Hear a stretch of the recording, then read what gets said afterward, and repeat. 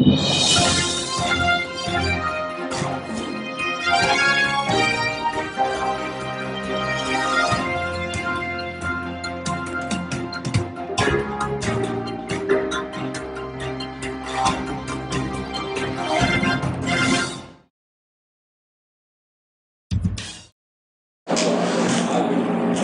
everyone to the Sports and Things Show. I am your host, Karim McFarland. This is my co-host, Mo Peters. Today we have an incredible show for you today. We have semi-pro football owner and head coach of the Harlem Gators, Deron Hickman, and owner of the Pioneer League, David Patterson. Now, before we even get into that, right, I was actually on the internet the other day, right, and Dez Bryant said some crazy, I don't want to say it's crazy, to me it's crazy, but I don't know what it is to you. He said some stuff about,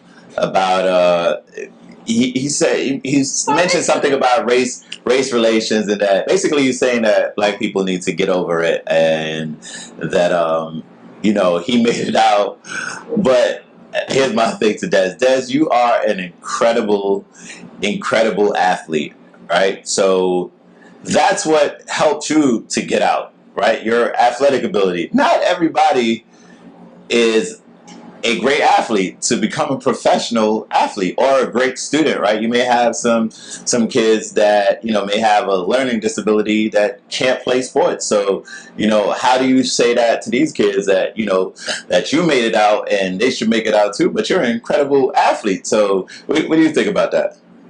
I think he made some good points. Mm-hmm. Most of what he said I do agree with, because racism do exist in our world today.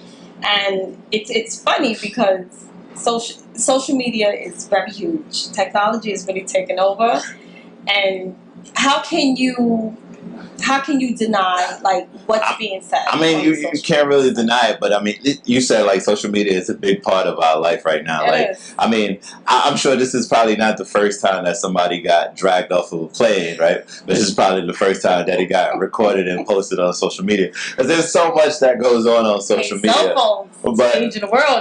But we could go on for hours about this, but we're not going to do that today. We're not. We're actually going to bring our guests on, and it's an incredible show.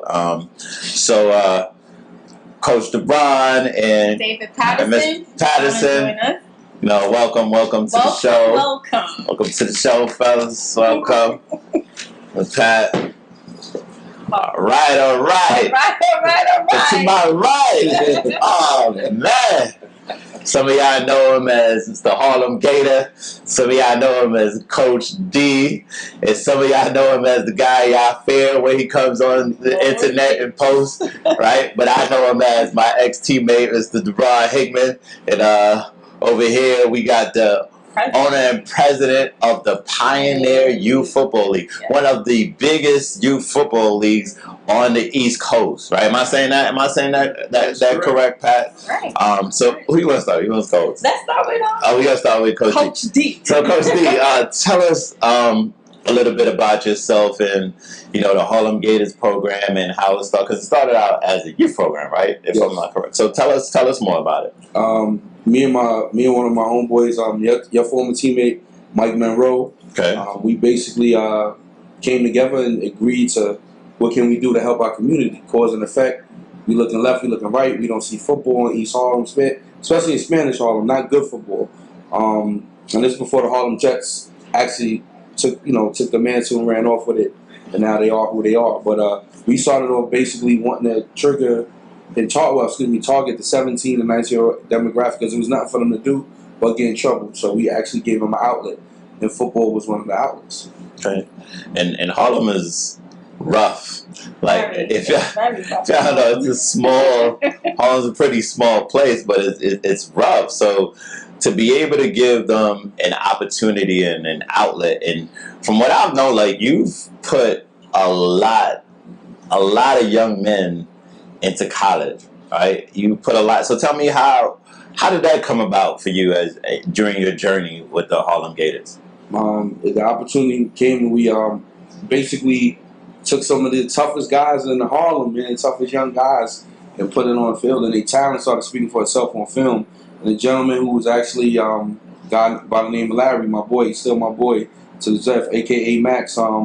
He had a pipeline to Merced, so I gave him the film, looked at the film, and it was all she wrote. Country was a headliner, but they also looked at 10 other players. A lot of people call him Big Gator. A lot of people know Mark Ellis. Mark Ellis is one of the first to come out of the Gator program and set the tone for that pipeline and just open the door. I mean, everywhere everybody went, each one teach one. Every Gator went everywhere. The information was passed down.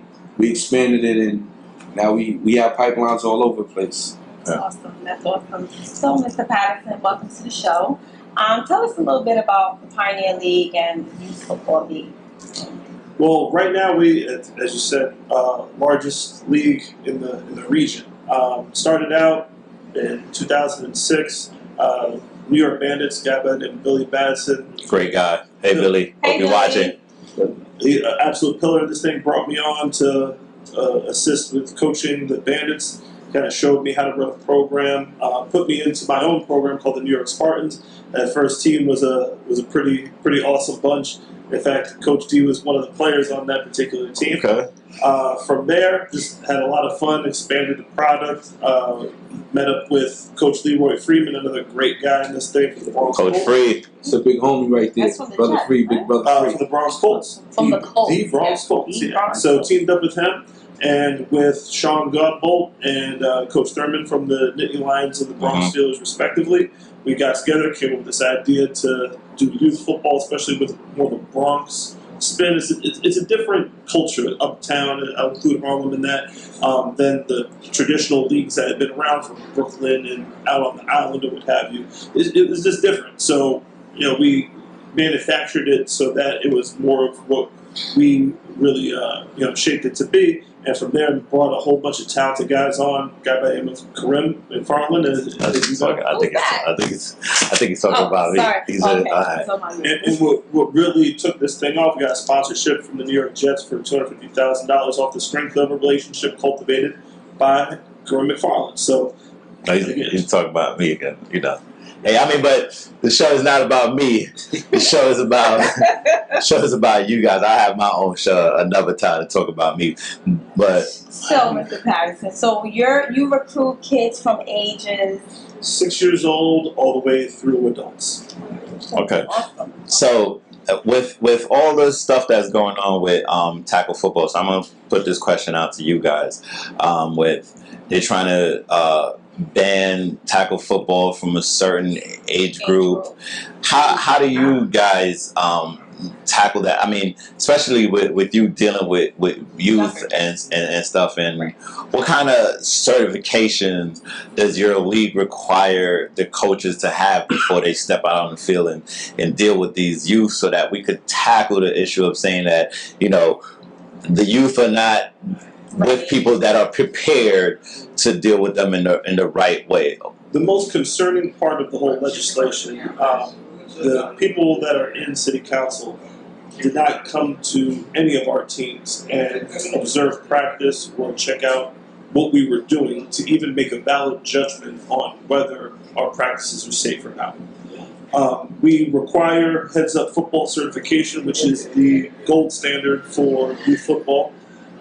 Every year we have representation at the NFL Youth Conference. This year it was in Orlando. In years past it's been in Indianapolis, where they share best practices, not just when it comes to tackling, but just overall running the program, cultivating the athlete, the student athlete part of it, guidance, mentorship, sportsmanship, all of it rolled into one huge weekend event. And we were honored as one of the top 500 leagues in the nation, and that's why we were invited to do that. So again, very concerning that not a single observation, you can't point to any part where they were like, that's not something that is safe.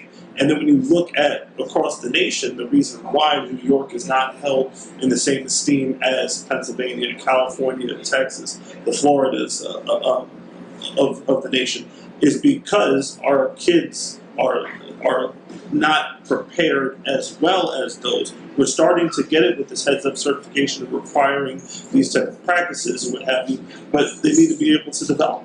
Okay. So I'm gonna pose this question to you on a semi-pro level, right? Now I know you a coach that you study your craft, you're well prepared, you go to coaching clinics. Now, when you think about your counterparts, right, and the people that I don't really want you to put anybody on blast, but because I know that's what you will do. But would you say that a lot of these coaches are not prepared, and it shows in the results from their teams? I mean, that's a guaranteed fact that they're not prepared. I'm actually embarrassed that at times I had to sit at a table with gentlemen who don't care about the game enough, and that's troubling. I mean, there's a few coaches I can count on my hand to probably understand what a glance route is, and that's a new terminology in the spread offense or for RPOs. If you don't know what a glance route is, you can't be a coach right now. And some of the coaches are still in I formation, triple option. They're going to run a plays they've been running 10, 12 years ago because that's what they know and that's what they don't care about. They haven't been to a clinic and care enough. I think it's terrible. It's terrible. So, I mean, this is interesting to me, right? Because when I go on the internet, right, you guys play in the 5-star, Yes, right, 5-star football league, right? One of the top ranked football leagues in the country.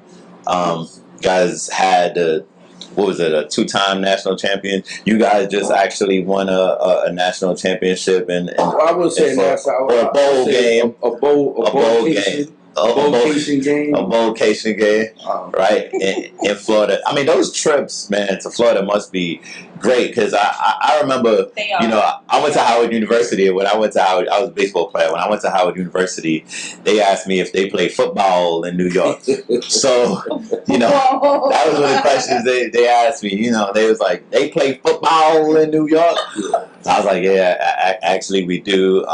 Teams like the Harlem Gators that go to places like Florida every year and actually kick butt and come back with a trophy. So, I mean, we do play football in New York, So, Mo, you got a question for Coach D? So, when your players come back, after they go to college, right, after you do all the legwork to get them where they need to be, and they don't make it to the NFL, they come back to semi-pro. So what do you offer them? Like what does semi-pro offer these players to where they can maybe, get them back to where they do want to be? Because these kids, their dream is to be in the NFL. Everyone is not going to make it there. But what do you offer these kids? That's a great question, Mo. That is actually that's actually an excellent question. I wish I would have thought of that. That's a great question. Well, basically, I'm real blunt about everything. I love my guys, and I think that's why I have a strong following and loyalty with a ton of guys that came back from school. It's not for long for them. It's NFL for them. It's not for long. It's an adjustment period. Now, what's the next step? Basically, a lot of guys. I even have in school now is one coming out. Andy, he played at CW Post. His options are NFL. And I'm like, hey, I'm pushing forward with the CFL thing. And a lot of guys forget about the CFL, hold the draft, and forget about the prospects of that. You have overseas football, but a lot of people don't tell you if you're not in the best league in overseas football, the pay is not worth it. Right. And then you have to also teach. You have to teach the lower levels because they have a program. A lot of people don't know about overseas football. They have high school age group where it's an academy. You can teach football, you can also teach there and get paid for that, and also get paid to play. So is that something like the D League, I would say? Yes. It's similar. I wouldn't say it's a D League because you're not going to get a call-up. I hate to say it won't happen, but the percentages, and correct me if I'm wrong, is not reality, right? It's not for long. I'm not going to lie to my guys. I'm going to, hey, take these city exams, go overseas, or go to these arena leagues that's going to, take care of you. But your room and board, feed you 3 days, 3 times a day, and get a $250 check, and maybe you get your film out and start growing through the process of that. Okay. But well, I'm going to run with my question because Mr. Patterson, I have the same question for you.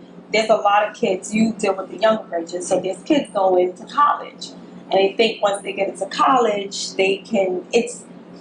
honestly, like automatic, they're going to play on a college level, and not every player that goes to college make it That's true. on the NFL. So, how do you motivate your kids to do like the right necessary things to lead in the right way? The fact of the matter is, you have a better chance of getting hit by lightning than getting an NFL contract. So if you happen to be one of those, then you hit the lotto. Congratulations. However, we try to get them in the best possible situation to be successful with football, after football, during football, what have you. So for a kid that is, for example, we have Jonathan Rijo, who is a PFL Hall of Famer. He's playing over in Spain right now. He's having an absolute great time. He's traveling the world. But for a guy like that, he doesn't have, family responsibilities. He's at that age where he can go out and kind of find himself and things like that. For some of our guys that, let's say, had a kid in high school or have life issues at home that they have to stay here and handle or what have you, then for us it's more of, hey, look, get yourself academically squared away, and if you get a chance to play football as well, then that's a bonus. There's so much assistance out there, even without football, that if we get the kid turned on to the particular school, they're playing ball as well, and then it's a win-win.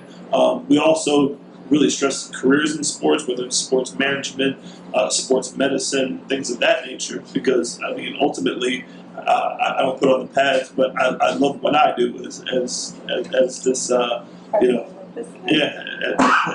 working with these kids every day. It's something I really enjoy doing. So when you turn them on to things like that, it's definitely a win-win. All right, so I'm going to turn to you, Mr. McFarland. You have a college prep team, and I know that you're working with Patterson, right? Mm-hmm. So you're getting these kids prepared for hopefully getting recruited to go to college. Mm-hmm. So this is like we go from Mr. Patterson, we go to McFarland, and then go with Coach D. Like that's actually that's a 9 times out of 10 great how it's gonna assessment. go. So I want to know a little bit more about your college prep and how you're preparing these kids for college ball. Our college prep program is pretty much to show kids next step, next level.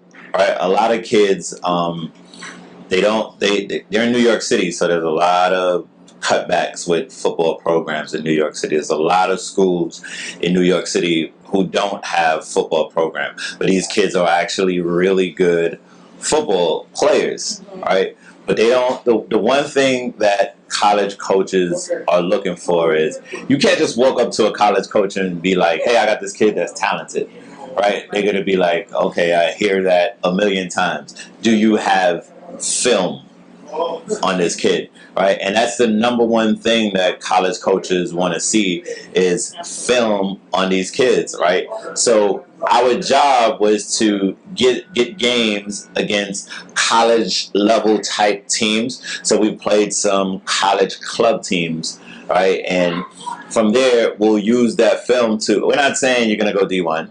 Right. Right. We're not even saying you're going to get a scholarship. Right. But you can use that film and get into a junior college. And from that junior college, you can transition to, maybe a Division II school, even a Division III school. And, even if you don't get a scholarship, you're still getting a college education. So our job is to build like Coach D did, right? Coach D built his community up, right? He didn't just raise football players, right? He raised men. Like when I look at the people that came out of the Harlem Gators youth program, right? These are productive men in society, right? He got some guys on his team that are they're corrections officers. I know some guys on your team that are like teachers that came out of your program. Correction officers on your team? We have a lawyer too. Yeah, so James Waller. So he's building young men. So we just actually, I know I speak for the rest of them when I say this, that we use football as the carrot. Okay. Right? That's what we use it as, right? We really we're not really trying to get them to the NFL. We're really trying to get them an education and get them a career, right? But they think that we're really just about the football. But we're just using that. We're just using that, you know, as a carrot. You know, you can't give all. Yeah, I can't give all the secret, but you know, pretty much that's what we do. And it's funny because as you asked that question, I want to segue into something real quick that, you know, it's been on my mind a lot because I hear this word thrown around a lot. Besides the words coach, which is thrown around a lot also, elite. When you hear the word elite, I know that's the name of your football team, your flag football team. You know that just won the championship and all that. And won a championship and they called it elite. You know, so we elite before we won the championship. You know, so when I hear that word, and I'm gonna let Coach D loose on this one, you know, because I know he's been really politically correct on his show. I know y'all not used to that side of Coach D, so I'm about to let him loose for y'all on this one, right? So we gonna start with Coach D because we know Pat gonna give us, you know, I mean, Pat can go first. I mean, he gonna give us. All right, let's go left to right. Let's go left to right. All right, so Pat, what does that word mean to you when you hear guys say they're elite? Okay, I'll be the all right. So, on the football level, you have guys that just happen to play football, and then you have guys that are, you know, so-called elite. If you're elite, to me, it means that you are, as we say, about that life. That means when you wake up, your diet, your training, everything that you do is geared towards football. That also is a branch for the academics as well. You're busting your tail in the classroom. Why? Because you want to not just be eligible for the team. You want to make sure that you have the doors open wherever it is that you want to go, using football as that avenue. Now, if you are not elite all around, like if you go to practice and then as soon as you step off the field, you light up a cigarette and have a Hennessy bottle next to you, then to me, that's not elite. On the coaches / owners level, and this is where I kind of set the fire for this man to go up. If you have a football team, you're not elite. If you just have a football team because you like to go to cocktail parties and tell the girls, hey, I own a football team, look at me, that's not elite. If your only form of advertising is a Facebook forum that somebody else built, you're not elite. If your uniform... I hope y'all listen. He's dropping gems right now. If your uniform, if you carry your organization, it's so funny we talk about preseason games, whether they matter, they don't matter, blah, blah, blah, whatever. Whenever you take the car out the garage, if you have a really nice car, you don't take it out the garage with the salt from the snow on it, all raggedy and stuff. No, you wash it and then you take it out. So if you value your organization, when you come out, you're in proper uniform, all the way to the helmets, including the helmet decals. Everything is matching. You are taking it out of the shop. Mm-hmm. And you should do it in an elite manner all the time. It's not a some of the time thing. It's an all the time thing. And for me, when I struggled from league to league, and I've dealt with all leagues, my issue hardly ever is with the management or the ownership of the league. Is if my team is doing business with your team, and that's why I surround myself and associate with people that have the same mentality. Because if I put my product on the field with your product, and you took your car out the garage looking all raggedy, then it looks like my car is raggedy too. We're doing this together. Right. Can I Yeah, I mean, you can say something too? You can chime in. Right, so I mean, you are I'm going to piggyback on you are the owner of the elite. I am. You know, and your uniforms be looking nice out there in flag football. I mean, you know, matching shorts and tights, but you know, so how the name? I'm gonna say this, and I'm gonna keep it short. Don't get me angry. Keep it short. But I came up with the name Bronx Elite because of the team that I put together. I felt that they were elite, and I feel when they stepped on that field and last year in the flag football MHC flag football league, they showed that they were elite. They came, they conquered and beat just about every team. Although we did lose, but we beat ourselves. I don't felt that we lost. We beat ourselves. We came back, we regrouped, and we won the championship. That just shows how they regroup and got themselves prepared to conquer. But I feel like you was cheating. Your recruiting game is cheating because you got D1 dudes that got you got D1 dudes on your flag. Some people can't get D1 dudes. But I did my job. We ain't y'all right now. So home of DMX. So I'm about to let my dogs loose. I'm about to let my dogs loose right now. Hey, Coach D. Let us pray, Coach D. Be nice. What? To you, wow, so when you hear dudes say, "Yeah, I'm elite. My man's is elite. I'm gonna bring my man's down. I guarantee you, he's elite. My man's cousin is elite. His uncle's cousin's brother. You know." And they say, "What? Go ahead, dog. I'm gonna just sit back." All right. For this one, I mean, the word elite. I mean, I think guys, I'm gonna start putting up the meaning of elite, like, because basically when you start comparing, like, there's an issue online I seen today. Somebody was talking. I mean, you coming from a program that's won 4 games in 5 years, and you talking about you an elite player? How? When? Yikes! Any elite player is not going to go to a program that's not elite. Nobody's going to be with players that's not elite, meaning preparation. The coaches ain't preparing. The team ain't preparing. But you showing up because you elite, but you only got 4 wins in 5 years. Like, come on, you just lost by 30 in the Winter League, right? That team just lost by 30. He is out of control. Oh man, come on, come on. He's out. Stop! It stops there. We got it. He out of control. Gotta be elite or not. So you think that word is just being... It's just being thrown around. It's overused. I agree with the president's argument. YouTube has messed a lot of guys up. They think that they go on YouTube, they see Alabama's drills, they practice it in the local park, and then they videotape themselves, and now they're just there. So here's my take on it, right? My take on the whole elite situation, right? There's a lot of people... A lot of athletes sometimes, especially in semi-pro, right? You're on a team that's not good, and the players on your team are not good, right? So you're average, right? But to the people on your team, because they suck, right? You're elite. Worse than him. You're elite.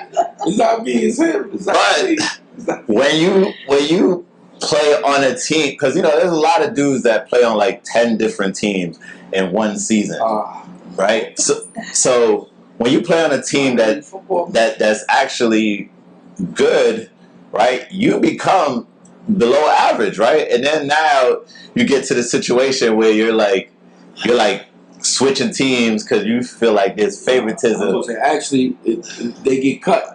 Damn. I didn't want to say that. I didn't want to say it. Just like that. Right? So so some say like there was favoritism on the team, like coach is playing his mans, so that's why I didn't really get to. I'm gonna be real with you. I don't know any, because semi-pro coaches put their money into it. I don't know any semi-pro coach that's gonna put his money or her money into a team and not play the best players so that they can lose. Here's the thing. In theory, again, I played Division I college football, 1AA, whatever they call it now, FCS or what have you. Yeah.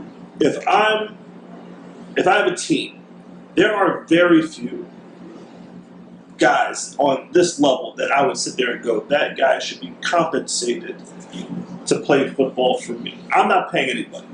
If you're that good that you need to be compensated, there are leagues that compensate you. In fact, there are some Gators players that are playing up in Vermont right now. Yeah. They're getting compensated. That's what those programs are built on. Semi-pro, as you call it, minor league, whatever the heck you want to call it, packaged, however you want to call it here in New York. You are not at a level that somebody is willing to compensate you. You playing at the local park or high school or whatever does not draw fans that will pay money to see you. You mean the Turkey Bowl is not? No. There is turkey involved, but not. That's not where you go to find elite bowl players. The Turkey Bowl. If people are not willing, if people are not willing to compensate an owner to watch said player, how can that player truly be elite in the true sense of the word? Now, and there's no problem with not being elite or having, let's say, when you talk about elite players in minor league football or semi-pro, what have you, you should be able to count them, 1 to 10, and that's pretty much it. And once you get up to like 7 through 10, you're like, would you compensate those guys to play for you? No. So therefore, how can you be elite? And there are some owners that are compensating these players, and they're thinking that they are good because of the compensation. And meanwhile, it's just because those guys want to be able to say at cocktail parties they want to. Coach D, Coach Patterson, it was great having you guys, man. A lot was said tonight. Sure, there's going to be a lot said tomorrow after people watch this. Absolutely. So thank you guys for coming out, and we'll catch you next time on the Sports and Things Show. I'm your host, Karim McFarland. This is my co-host, Mo Peters. All right, and have a good night. Wave to the camera, y'all. Wave to the camera. All right.